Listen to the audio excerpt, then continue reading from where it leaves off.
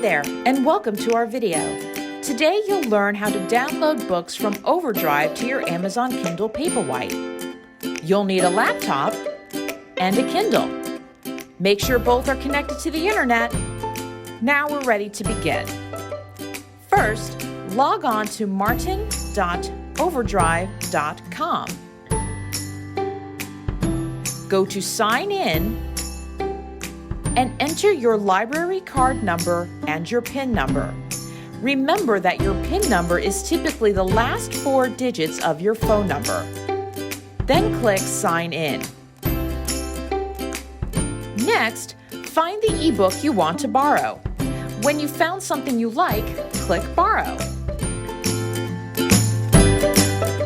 When this screen appears, click Borrow again. Click on the button that says Read on Kindle. You will then be taken to Amazon and asked for your Amazon email and password. Enter them in, then click Sign In.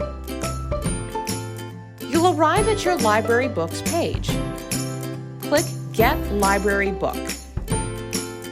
You'll get a confirmation screen like this. Now let's go to our Kindle. The book should arrive within seconds.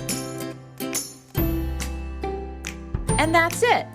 Thanks for watching, and see you at the library.